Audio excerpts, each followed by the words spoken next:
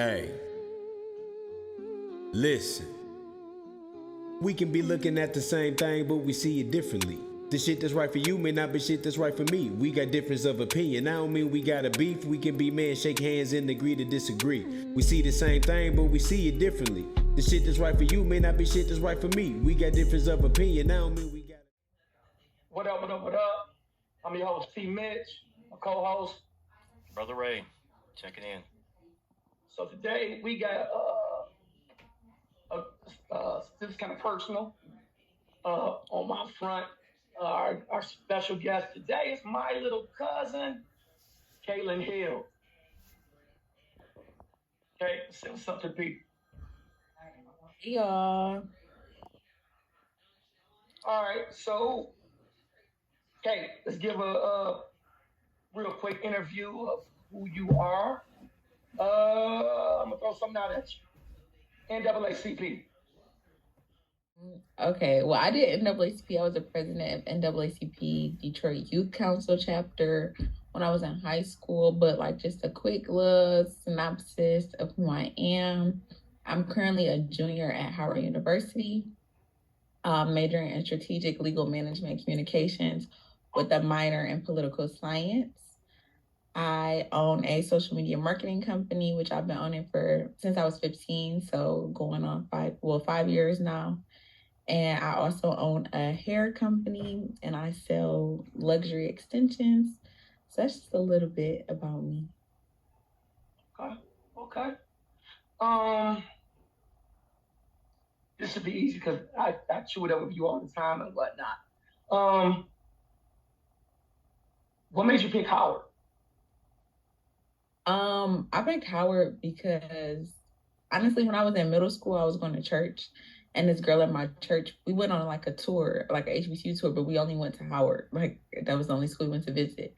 And the girl at my church, she went to Howard, and then she went off to go to law school.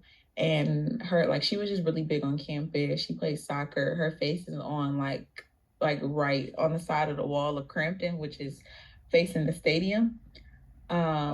So her like path was just really similar to mine because I want to go to law school. And so when I went there, I fell in love with the campus. I like DC. So I was like, oh, I'm going to Howard. And I didn't even know the hype around Howard, honestly. Like I didn't know that like Howard is the Mecca and the best HBCU out. I didn't know when I was in school. And I really didn't even understand the hype, honestly, when I even got accepted. Like it wasn't until I got there and then I started talking to people like, oh, I go to Howard, and like just to respect the name Howard gets. Do you plan on pledging? That's not something that I can talk about. Okay, so even if I do. Well, there you have it here. That you're exclusive. There you go. What? Let me ask you this. What were some of the challenges that you faced going to Howard, if there were any challenges? I say one of the biggest challenges with Howard, like even though it's HBCU, it's very expensive. Being at Howard, like tuition is like ridiculous, and it increases every year. So I think like the big challenge is just making sure I have scholarships so I can stay in school and finish, and like making sure my balance is paid so I can enroll for the next semester and things like that. But other than that, I think the curriculum, at least for my major, is very easy and straightforward. I think the one other thing is the Howard runaround. Like everybody gives you a runaround. Administration gives you a runaround. You have to go to A to Z back to P sometimes, all the way to O, and then D might be on answer. You're never gonna get like a straightforward answer, unfortunately. Like it's always a process to get something done. So that can be very irritating because I feel like things should be way simpler, and they're not always like that. And what's your major, by the way? Strategic legal management communications with a minor in political science. All right. So if you was to translate that to somebody that don't know nothing about college, what would you call that? Honestly, I say like I learned about advertising, PR, more so the legal side, like legal things and communications, and then political science is just political science. I think it's that part is straightforward. I know strategic legal is literally like Slim C is a Howard tailored major. I never really seen that anywhere else. Nobody's ever really heard of that, but yeah. And my concentration is advertising, so I learned a lot about advertising as well. Interesting. That business. That's gonna be that's gonna be a segment we eventually get off into. Okay. First, we want to know more about you. So in the Howard campus, like you said that they put respect on the name. What is that respect? What is that all about? I think so many influential people have come from Howard University, so it's like, and Howard is very known. When you think of just, like I said, the best HBCU, Howard is the Mecca. Howard, everybody knows Howard, and even like going there and realizing like all the opportunities that Howard students exclusively get. Like we have a partnership with Warner, we have a Warner Music Center, we have a partnership with Amazon. We have all these big name and big brands partnering with the schools. So, and not a lot of HBCUs have that. You know, people go visit other HBCUs, they do things, but as far as like really investing money, you hear about a lot of people just giving money to Howard. How they use it, it's not always agreed upon, but everybody knows Howard. I think it's just a respect that people have because of the people that have come out of Howard and accomplished so many great things. Now, I noticed a trend, and we had Ray's daughter on the show, and I'm asking the same question I asked her. Are there white students on campus, and what's your take on that if it is? There are actually a lot of white students on campus, and people are very like iffy on this subject. For me, honestly, I don't care. Like, no, it's not a big thing for me. Like, I get the wanting to keep it within the culture, but the white students that I've come across, they haven't taken away, they can't take away anything from me in my experience being at Howard. Like, it's nothing that they can personally take away from me that I'm like, oh no, them being here is an issue for me personally. I haven't encountered like any cultural appropriation with the white students at Howard. If anything, it's just, I had someone on my mock trial team, because I'm on a mock trial team at Howard, and he's white. And I asked him, we asked him, why did you come to Howard? And crazily, he got like a good scholarship from Howard. I think he got a full ride, which is crazy to me. I think that's the one thing that's crazy, because I don't know 100%, but I don't know if they're like considered the minority on the HBCU campus, so they get all these crazy good scholarships. Which I think would be the only thing where it's like, it's a lot of struggling Black students that go here that don't have full rides and that are very deserving. But you have some of these white students or people who aren't Black that attend and have full rides to the university, which I think is unfair. But that's the only thing. But he said like, and this was when we were freshmen, so I don't know, his answer could be changed now as we're older in our 20s, but he said that he picked Howard because he got a full ride, and then he also just, a lot of his friends were going to Howard. He's from New York, so I think also where you're from might play a role. Being from New York, it's not really just, depending on where you're from, it's not just, white and Black. It's a lot of people who are just mixed in, and not a big divide. So his friends was coming to Howard, and so it was a thing like, oh yeah, I'll go there. And he learned a lot about the culture. But I don't know. I think it's not a big thing for me. They don't impact me in any way negatively. Like, it's not like so many where it's like, what's going on? Like, this isn't an HBCU. But there are definitely some. And I think it's actually more Indian students, in my opinion, than white students. But they go to the graduate schools too. Like, it's not a lot of white students I see in undergrad, but like the graduate schools, because Howard has great dentistry programs, great law programs, different things like that. So that's where I really see like the diverseness is in the graduate schools.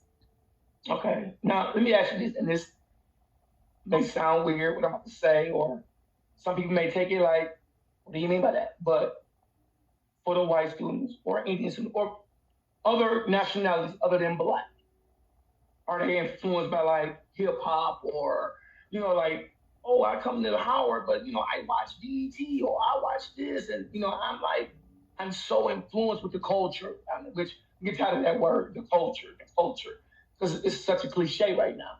But do you feel those students, I can sympathize with being black because I listen to this music. And the music versus actually interacting with black, and everybody black don't listen to rap, or everybody black don't act how they act in rap. So what's your take on that? I didn't mean to do that. Honestly, I think it's so many different type of, like, even, I don't even know if this might make sense, but diverse Black people that attend Howard. It's so many creative people. Like, Howard is such a unique place because there's so many people from all, like, around the world that go to Howard. So it's not even one, like, stereotype of a Black person that goes to Howard that you might encounter when you go to, like, a Wayne State or, like, a Michigan, you know, when a lot of people are, or Oakland, and a lot of people are from Detroit. So you got the same type of people. It's so many different people. I don't really have white friends that go to Howard or Indian friends that go to Howard. I can't really speak on how they take it. But I will say I haven't, like, came across, like, being with the person even on my mock trial team. We 3 years in. It's never been a thing where it's like, oh, I can understand, you know, what you're going through, or, like, feeling like cultural appropriation, where they saying things where you kind of looking like, what? Like, just because you go here doesn't mean one thing.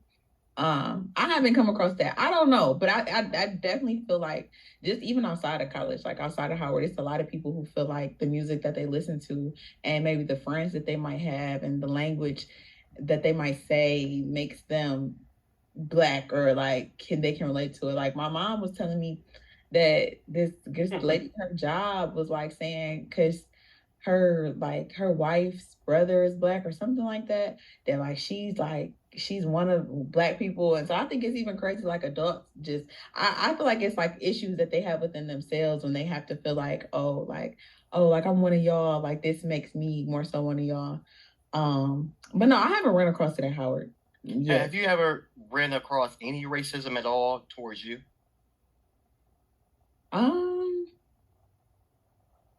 I think in high school, maybe. I went to an all-girls Catholic high school. I went to Mercy, which is in Farmington Hills.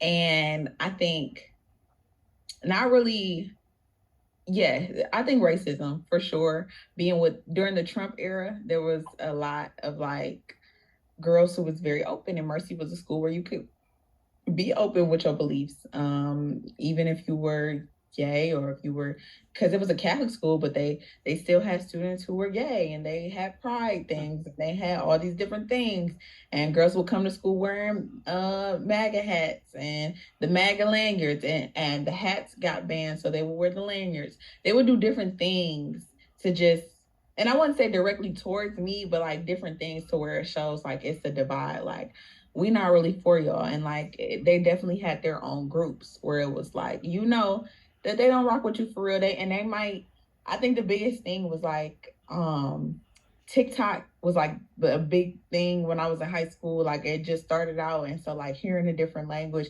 them being able to hear, like, how other Black girls speak, or even listening to me and my friends, and, like, they would try to say some of the things that we say. And being in high school, we would just switch it up on them. Like, we would not talk, you know, like how we would talk to our homegirls. Like, we're not kicking it with y'all. Like, this is not that. You can't talk to me like that. We're not even about to make you feel comfortable. Like, you can call me Pooh, or, like, what up, boo, or anything. Like, this is not that, because they would try to use it in a way of, like, cultural appropriation. It's definitely been I think during high school, it definitely was a lot of instances where it was like, why are you doing that like that? But not more so racism towards me, but just more so ignorance, like just a lot of ignorance around me from these kids being in high school. Now, earlier we talked about your experience with the NAACP. Did they know that in your, well, it was this situation where you were on the news and you spoke at the Capitol about voter suppression and whatnot. Did that situation kind of like follow you back to school, where they be like, oh, I saw you on the news, and, you know, where they kind of like treated you different, or you one of those? No, I don't think they did. Cause you got to think, like, they also be in their own bubble.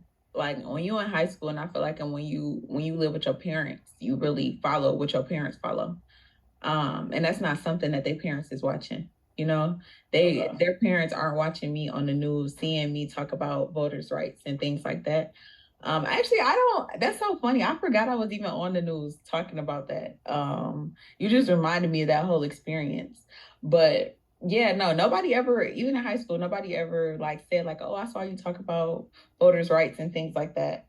I did like one thing from the NAACP that I did do is I brought it to Howard. So I brought like memberships and getting Howard students. I mean, not Howard. I mean, to Mercy, I brought memberships and getting Mercy girls involved because a lot of them didn't know what NAACP was because they were, you know, in the suburbs, living in Southfield, Farmington, and things like that.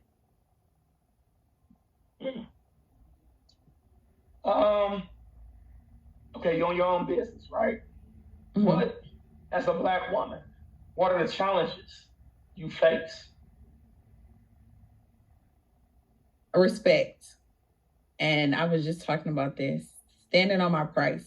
My price is my price. And being young and a Black girl, and I do a lot of business with men, they try to like have me waver on my price. And I think me being young is my biggest thing. They think that I don't have they try not to give me the respect I deserve of just like me standing on my price. I had an instance where I have a lot of instances where people try to get me to lower my price, but it's like, your price is your price for your service. You don't waver on your price. And my price is my price. You know, we all got to eat. At the end of the day, I won't make a living by not having a price that's going to help me make a living.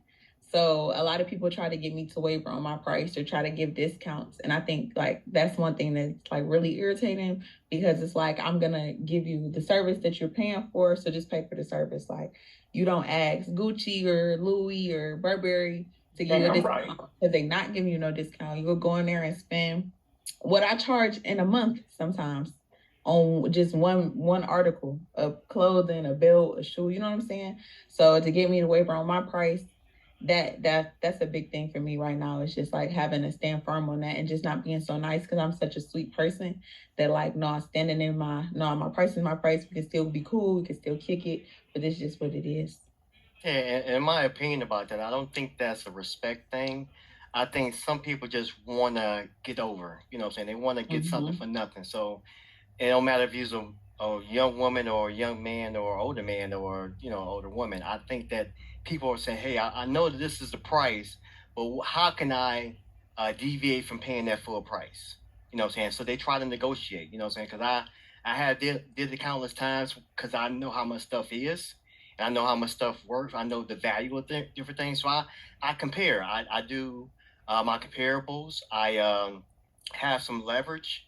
I use those things to my advantage because I want things to be more in favor of me.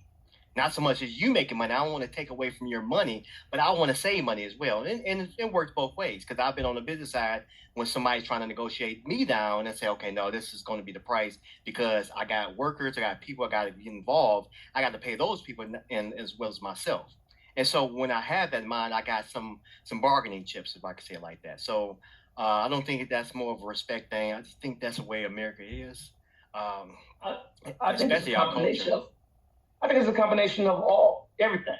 I think you being a Black woman, a young Black woman, people gonna try to get over them. That's just the nature of the business. And they look down on Blacks, particularly Black women. I mean, they look at a Black woman and be like, you know, she's a pushover and she's young. So hey, I mean, try to get over it. Also, you got people that's cheap. So try to take them dollars. So I think it's a combination of all the above, getting over on people, trying to say that money, sit in the corporate at my job. I see it all the time where women of color have to be mean and cruel because they're in a male-driven job.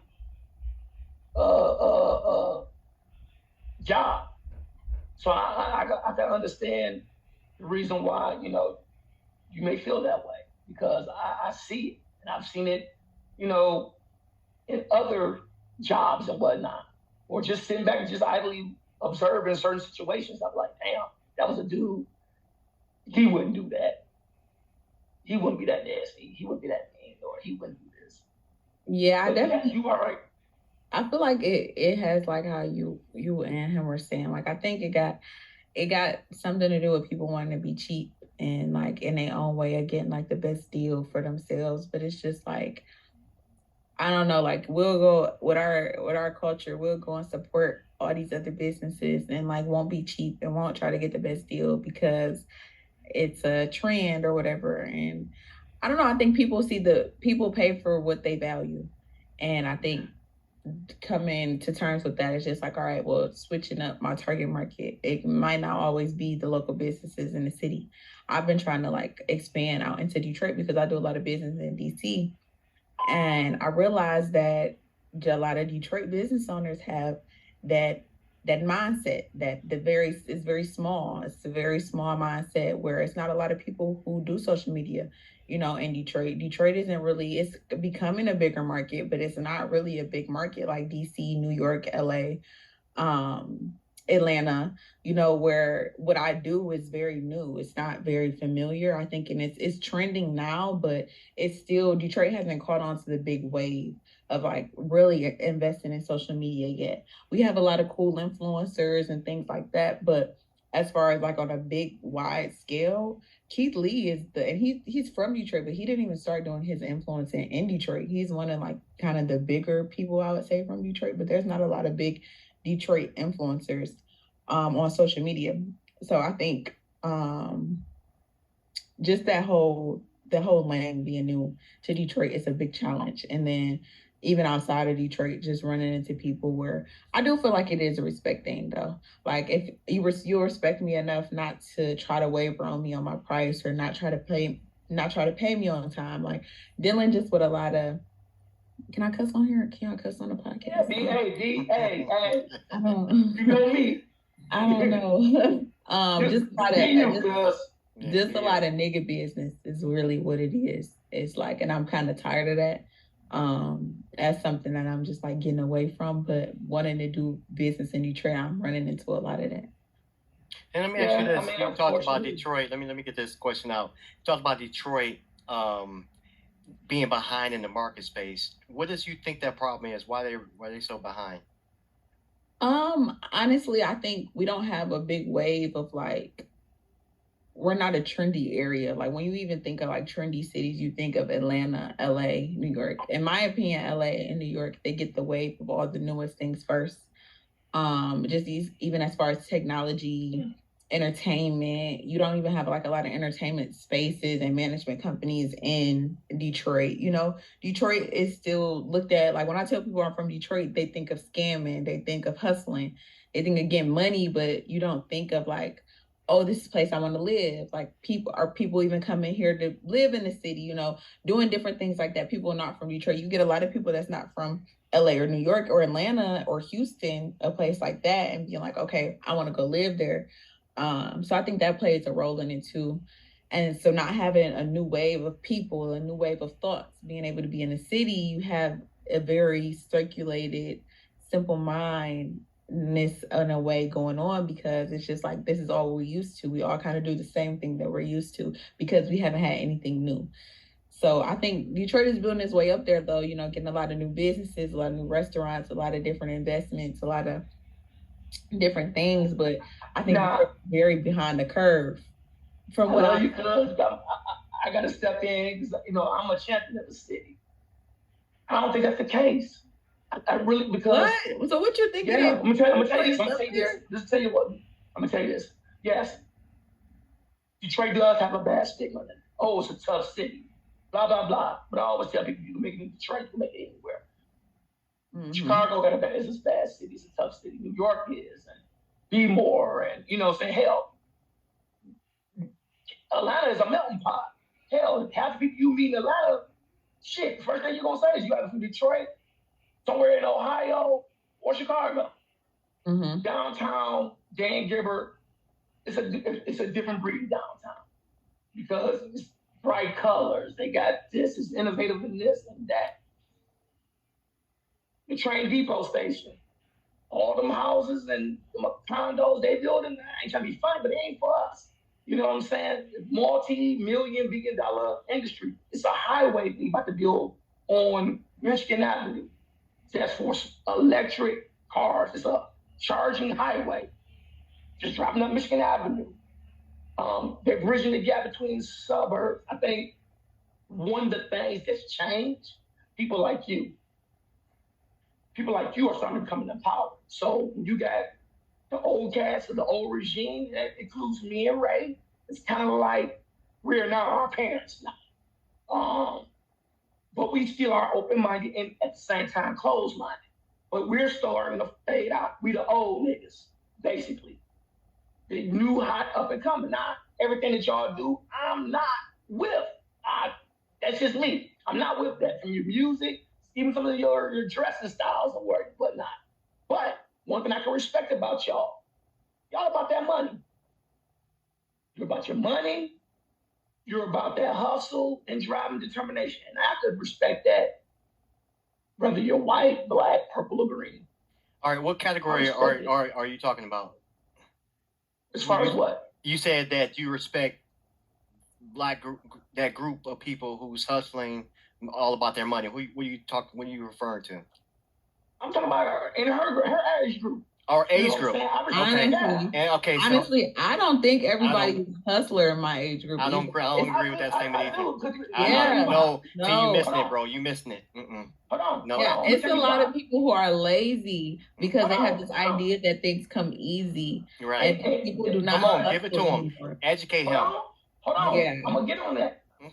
I agree with that, but guess what? We got that lazy group in all categories. No, but it's different now. I think COVID. We're talking about the majority. Yeah, I think COVID has changed things because of like people attention span, people getting that fast money with PPP, different things like that. Mm-hmm. People are not hustlers. People think social media is a gateway to get rich quick. They gotta be and different things like that. People do not hustle. Like it's very rare. Like even kicking it with kids that go to Howard, like these kids aren't hustlers, and that's not a bad thing. In the age, I would say this, in the age of, well, there is a lack of communication, because I can hold a conversation with you, I can hold a conversation with Ray's daughter, and we communicate.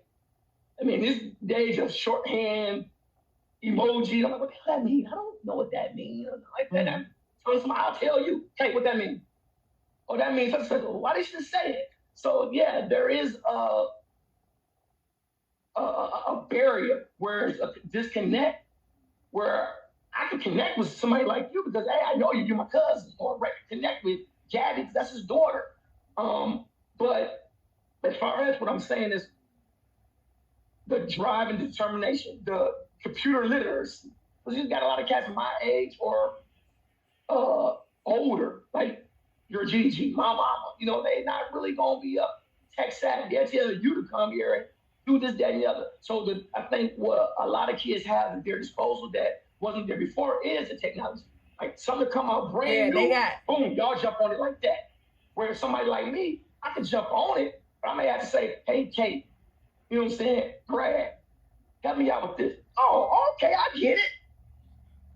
But that don't take drive though. That don't take drive, determination. It's just because that's what we've been brought up in. It's like natural. The same way y'all can understand how to work pagers and stuff. I don't know how to work that because y'all was brought up in it.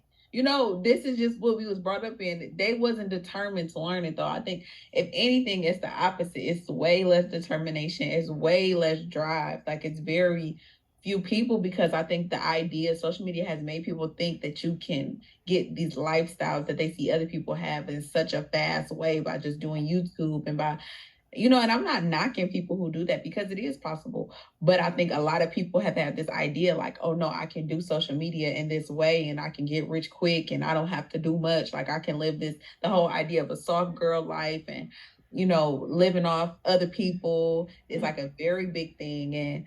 And I don't know, like, I don't think it's a lot of determination. I don't think it's a lot of drive anymore. But there's a lot now, don't get it twisted. It's a lot of people who do have determination, drive, hustle, and are bomb, amazing entrepreneurs at a young age.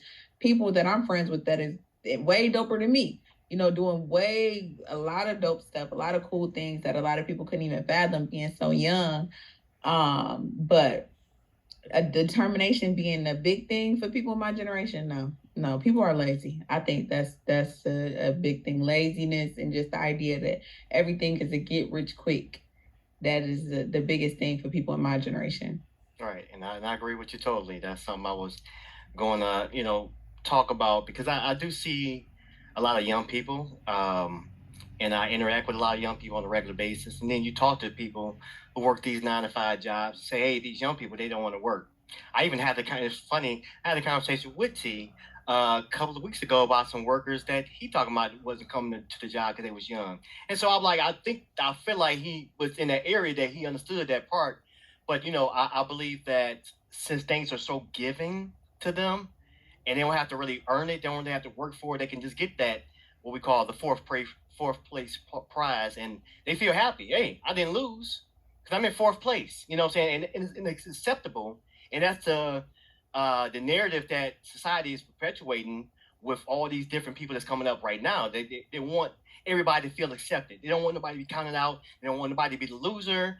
They want you to work hard. You can work smart. Just got to go to Silicon Valley.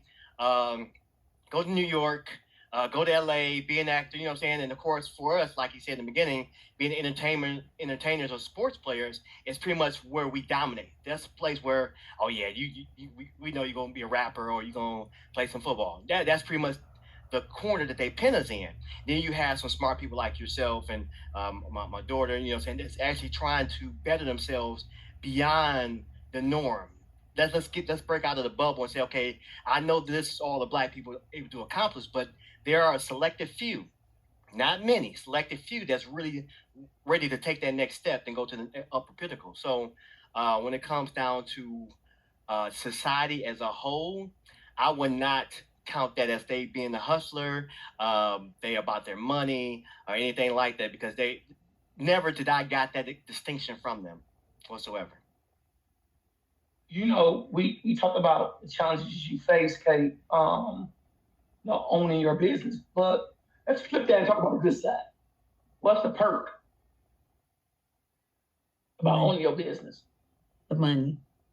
The money and just not having to go in on nobody clock. I've never had a job before, like I've never clocked in my life. I don't know what that's like. I've never had to, outside of my internships, I've never had a real job. So I have a very unique experience because it's like I've been doing this since I was so young that I love the independence of it. I think honestly, over the money is the independence. The fact that I can really do everything from my phone. Like all I got to do is sit here on my phone and just do whatever I got to do real quick. And not even quick all the time, but I can do it all on my phone. And then I can sit down and I can be in Asia if I wanted to, or I can be in my bed in DC and doing everything from my phone. Maybe I got to go into a business a couple times a week. I think, yeah, the independence, the relationships, then the money, because my relationships have got me way more money than I would have gotten just if I was just focused on the money. I've made a lot of good relationships, a lot of good connections with people, being able to create my own family in DC, going out there and at 17 and being able to be like, now looking at myself at 20, like I have a community of people that I can tap into in DC. You telling me you come to DC, I'm gonna make sure we're gonna get to a couple clubs for free. We're gonna eat for free. We're gonna eat good the whole time for free because of just relationships. We're gonna have some good experiences, and I can rub shoulders with top-notch people in DC, and then we can go to U Street. We can go to wherever you want to go. I can give that vibe, and I think my relationships, because of my business, have given me that. But I can pick up the phone and call a lot of people in a lot of states and just be like, oh, I need a favor. I need this. I need that. And being able to be connected to them, that has been like the most amazing thing for me because it's gotten me so much further than it would if I was just focused on money. What advice would you have for any young girl that's trying to do what you're doing? Or even the mistakes you've made. What mistakes did you tell them, hey, look, I made this mistake. I advise you not to do that. What advice? Ooh. Okay. So the first piece, the advice I would have for someone trying to get into my business, you have to be personable and you have to be a go-getter. I don't get any clients or I don't get any business by sitting down and just waiting for stuff to come to me. Or being mean. Like that's a big thing for, I don't know, girls now. It's a lot of mean girls. And that's always been a thing. Just a lot of girls feeling like they just so uppity and just so you don't get far. I haven't gotten far. I'm not even that way naturally, so I wouldn't even know what it's like even getting anywhere being that way. But I know it won't get you far. I'm a very personable person. I love people, and if you don't like people, it's a lot of people who are like, no, they pride themselves in being nonchalant and antisocial and things like that, and that doesn't get you far. I think owning a business, because the big thing in owning any business is you have to be personable. People have to get to know you. They have to feel like they're attached to something, and if they don't feel that way, you won't go far. So being personable, being a go-getter. I think being from Detroit has made me a hustler and a go-getter. I think, yeah, just seeing everybody around me go get to it, not wanting to be broke. Being here is like, that's a big thing. It's a very, even in our music, you know, in our culture, Detroit culture in itself is just not being broke and not living a certain lifestyle. So that has influenced me a lot of just being like, okay, no, I gotta stay on it. I gotta go get it. And just also wanting that for myself. I pride myself in having my business. It's a lot of, I'm able to hold my head high. Like, no, I'm dope. Like, I'm 20 years old. I've been doing this for 5 years. I got clients, I got connections, you know, and I built it all myself. That's a very big thing for me. So being able, whatever you do, having pride in what you do, you know, and being able to be like, no, people know me for good things. Like, it's not a lot of people that can say really negative things about me. It's very few, barely any, that can say negative things about me when it comes to business, just because of how I handle myself as a businesswoman. So that is a big thing for me, just being able to have a good name just for myself, outside of whatever anybody else thinks about me, just knowing within myself that I'm doing good in that lane. That's big for me. And then the mistakes that I made, I think not knowing my value. Now I know my worth and I charge 10 times that. So when it's coming to pricing, you have to know your worth, and then you have to also put a tax on it, because people will try to take advantage of you. And that's why I said earlier, just being nice. Like, I'm a very nice person. I've just always been that way. You know me, T. I just been that way my whole life, just a nice, sweet girl. Yeah. But having to switch out of that, because in business it's no feelings. That's the chapter I'm in now, of knowing now, like, okay, doing this for 5 years, it can't be feelings. I can't help everybody out. But one thing for me that I've always felt that I'm just very strong is I don't charge family. Like, I always work with my family. Anything my family need, I got my family. But outside of that, if we don't got the same blood in our veins, I'm sorry. Hold up. I'm gonna interrupt that shit. Charge me. My thing is this: if I want to give somebody, and I support Black people, I do all my things, support Black businesses and whatnot. I'd rather for you to have this money and go out and go get that shit to somebody else. I'm gonna support my people, but you my cousin, so I'm like, support me like I'm your cousin now. Because at the end of the day, Ashley, your cousin, my sister, she say, hey, I need you to go in business and invest. I tell her, okay, but once I give you this money, I'm not your brother. Meaning, it's business first. And if you can cope with that, I can too. But it's business first. Hey, so I would take his freebie since he don't want it. I'll take the place of tea and let him be charged, and you give me the freebie. Go ahead. Okay. I'm gonna make sure. I think it's very different when doing business with family. I don't ever want to do business with family. Like, I don't blame you. I don't blame you at all. I think that's why it's very much a blurred line from people being able to be like, but we family though. Like, no, so with me, and I'm a person, if also, no matter family or not, if I give it to you, I don't expect to ever get it back. Even if you say you can give it back to me, I have to be okay with giving you whatever it is and not expecting to get it back. And that's something I've learned too. Like, because people, if I ask you for your assistance, charge me like I was somebody out on the street. I haven't gotten to that point where I could do that. Like, I wouldn't. And I could separate. And here's the thing: me and you could do business, and after it's all said and done, then you go out and have a drink and go eat and I can't. This is just me. It's people who I don't know, and I done spend money on their drink. Now, I'm not gonna be more invested in your dream than you, but what I can do is aid and assist.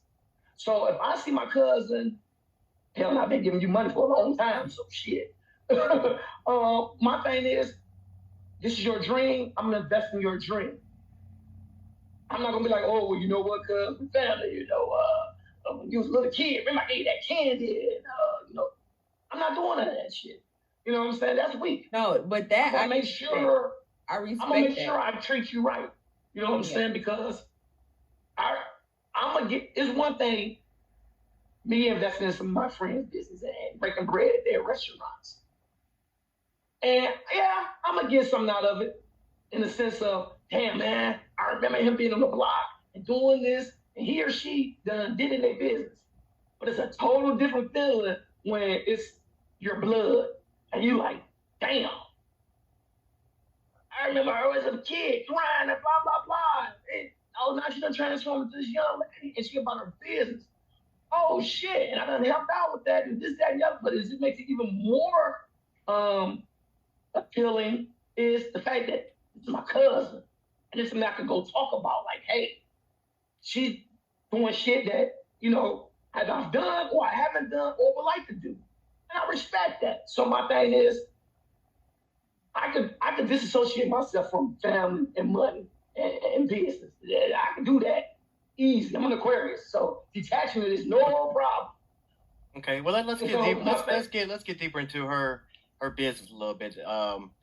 I know you do social media advertising. Is there a certain industry that you're in? As far as what? Like, what do you mean? You do social media marketing, right? Mm-hmm. So there's a certain industry that you actually do some marketing for. Yes. Okay, so I do all businesses really. I've done marketing for trash, debris removal companies. I've done marketing for boutiques, but my main thing when I started off in was food. Like I started doing it for restaurants. And now I have like a formula for restaurants. Like I know how to get a restaurant popping on social media quick.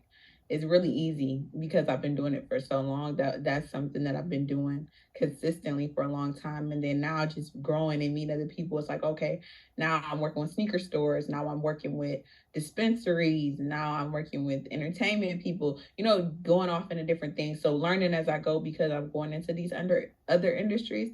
My main industry that I started off in was food, but I don't really limit myself to one industry. Okay.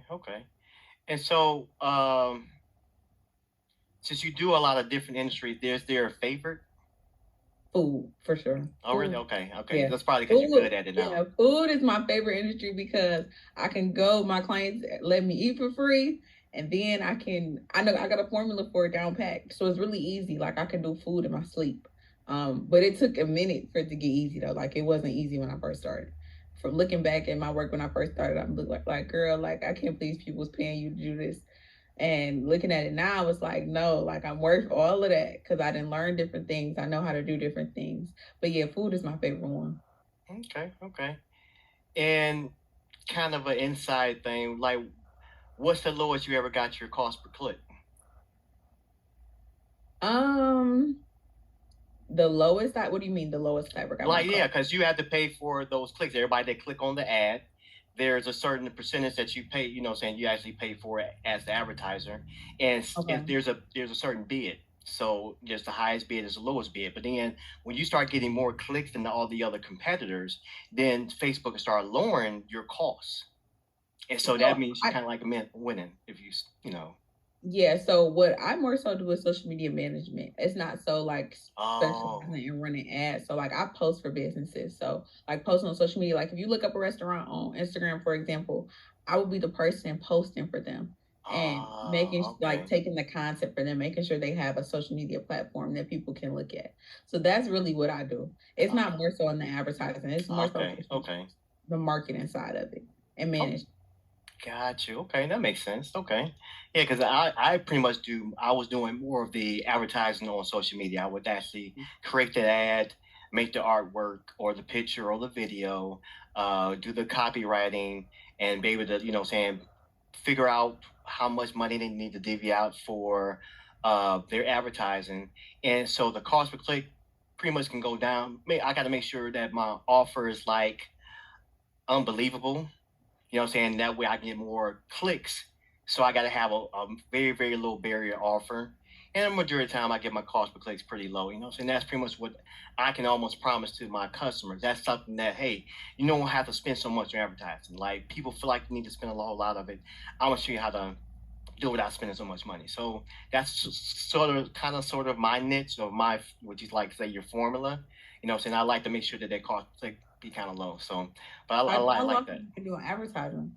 I've been doing advertising for about since 2016. So it's been over 7 years, I guess. Yeah, so it's been a rocky road because like the same way. So I started off with gyms because I came from being a personal trainer, went off to doing the gyms and trying to help out a lot of different businesses. And I did a couple of restaurants, and I did some other dry cleaners and some alteration places and stuff, different local businesses around Detroit area. But once the pandemic hit, that's pretty much what shut me down. Like it really, really, because everybody that's locally, they had no choice but to close their doors. So who's the first person gonna get cut? Like not the people that's inside, the people on the outside. Like, oh, we got to cut you off because, and so that was cool. I understood that, lost all my clients, so I wound up having to go back to corporate America, which what I'm saying, if you can continue on with this pace, what I'm saying, you don't have to do it. And so I feel like you have a big up on a lot of different people because I started real late in my life. When it comes to trying to develop in some entrepreneurial skills, because I always had that mindset that wanted to be an entrepreneur, but never really dug 2 feet into it. I pretty much stuck a toe in there, like, okay, well, I ain't making that much money. I'm gonna go back to working my 9 to 5 because I still had to live. Like I couldn't just live off those pennies that what I'm saying entrepreneurship was paying me. And so I understand that if you actually, pivoted the right way, what I'm saying, you be able to make some really, really good money and make a difference in the world as well. It definitely started off with pennies. And I think a lot of people being older, they can't afford to take the pennies. I think me starting so young, like at first I was only charging $75 a week. And I was okay with that because I didn't know what I was doing. I started off, so I was able to start off with literally making nothing and being okay with that. And so as I'm getting older, it's like now it's like, no, like I can understand why, when a lot of people start late, they feel like, no, I got to go back into corporate America because maybe I got kids, I got a family, I got to feed myself, I got bills, all these different things. So I think that definitely was my benefit, starting off so young and not having no real responsibilities, like not even having to pay a phone bill. So yeah, starting off young is definitely the best way to go. I feel like in entrepreneurship, if you can, because it comes with a lot of pros than it does when you're older. Unless you have more money to just invest in your business at first, then it comes with.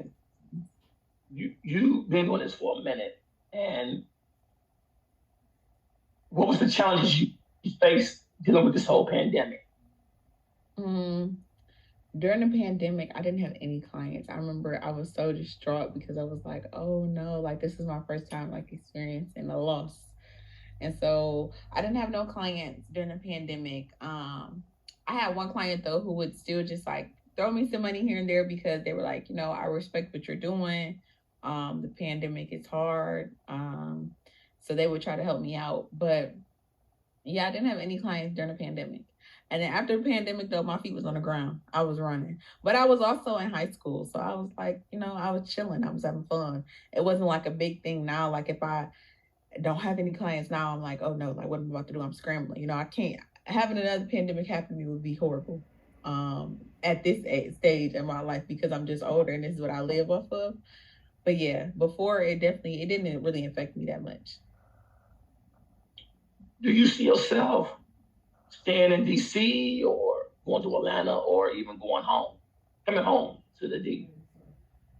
I'll never go to Atlanta. I don't think I'll ever want to live to Atlanta, or I don't want to live at home. And there's really nothing for me in Detroit. I don't think I'm not, Detroit isn't a place where I feel like I can grow because there's not a lot of like opportunities for the lane that I'm in to grow. Just being here, I think it'll hinder me more than anything. So I definitely see myself staying in DC for the longest. I love DC. I love just the fact that like it's so many young Black people that are amazing and super dope, being able to be around them and learn from them. A lot of young entrepreneurs that I've been able to learn from, that have taught me so much, that Detroit, I feel like, is a little more gatekeeping. And I don't know if it's because like when you're from a certain place, people act a certain way, so you feel like they are a certain way. But being in DC, being young, like I've been able to learn a lot from a lot of people. So I definitely see myself staying in DC. Okay. Okay. Um, let's just- give me, I lost my train of thought right there for a hot sec. Okay. I got a question. Go ahead. I know that you do social media management. So there's a lot of different software or SaaS, since software as a service, if you will, that offers that particular service where they compiled a lot of content and they have these different posters that's pretty fully automated. And it's just pretty cheap, what I'm saying? Some of it's as low as like $75 a month, What do you bring to the table that those software companies can't provide? I feel like they can't be personable with your brand. Like I come in, I'll learn about your brand. I'm filling you out. I'm being able to catch the vibe that you want to give. And I'm talking to you, you telling me like this is what you want to portray on social media. I think with those softwares, everything is copy and paste. You can't really get real diverse, and you can't just get a whole another angle at things because those softwares are made to be something where it's a simple formula. They follow a lot of the same formulas. But when you're working with somebody like me, it's like, no, we can switch it up. We can relate it to whatever it is that you want to relate your brand to. You won't look like everyone else on social media. Like we can literally tailor this to your company, and those softwares can't really do that. Do you see it being a challenge with this age of AI? No, I think just going back to that point, I think people understand that even AI can't really do what I do. Because the thing is, people don't want to take content. People don't have the time. So what I offer is the resolution to the time that people just don't have. Like a lot of business owners don't have time to just sit there and record on their phone or record content or doing different things like that. And right now, AI can't do that for you. AI is not coming in and recording your food on the plate or recording the sneakers in your store, different things like that. So for now, AI really isn't a challenge because my main thing for people that do business with me is they just don't have the time to even take the content or even think about it. They don't even have the time to go even on an AI platform to put it all together. Okay. All right. Well, we don't always talk to us. We already know that. But I think that wraps everything up. We definitely would like to have you on here again. But before I let you go, please plug in, where people can hook up with you. Yes, so follow my business on Instagram, Kate Lee Rose Group, CaitLeighrose Group, GROUP. And then I sell hair, like the one I have in my head.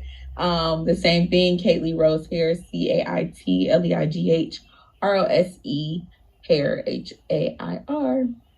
Can they find you? Are you on Facebook and on IG, or is it mainly on? Yep, I'm on both, so it's the same on platforms. Okay. And then my personal page is Caitlin, CaitlinRece, Caitlin Reese. Thank you very much for coming on our show, Kate. I feel so special. Like I'm a celebrity. You are. You're my favorite cousin. I am a celebrity. I didn't kick your mama to the curb. Happy me. Yeah, definitely. I want to link up with you before you. Oh, damn, you got to leave soon. Yeah, I leave on Tuesday. I'm out of here. Damn. You come out for Christmas? Yeah. I'll definitely see you before I go to Houston then. Brother Ray, you got anything you have to say? Oh, no, I'm good. Caitlin, I'll definitely you're going to hear a call from me for sure because I definitely need to, pick your brain about some stuff. So. Oh, yeah, I need to talk about those ads. We need to talk. Okay. Gotcha. There we go, right here. We making big connections right here. You know what I'm saying? Exactly. Start like this. This is what AI can't do. They can't make these relationships. Yeah, you go. All jokes aside, my cousin, a beautiful young lady. I've always given her high praise. One of the things that she do. She's been a sweetheart all her life. So that's as you like to say, cap or nothing like that. That's what you see right here is pretty much her in the flesh. So I definitely like to thank my cousins for coming up here, breaking bread with us, letting us pick her head. I thank our host, co-host, Ray, for putting this all together. And I hope everybody have a great, great Thanksgiving and happy holidays is coming up. And let's end 2003 with a bang. That's it for me. Y'all gonna finish off with anything? No, just thanks for having me. Thank you for making me feel like a celebrity. I feel just so important right now. On the T. Mitch and Brother Ray show. I mean, it doesn't get better than this. Yeah, that's the top cream of the crop right here. Exactly. Yeah. Okay, so I'm excited to see this podcast flourish. I'm glad I was able to be a part. Don't forget me when y'all blow up. That's all I got to say. Oh, no, I can't forget about one of my favorite cousins. I can't. But thank you, Kay, once again. Thank you, my man Ray. Salute. Peace. So, Talk to y'all later.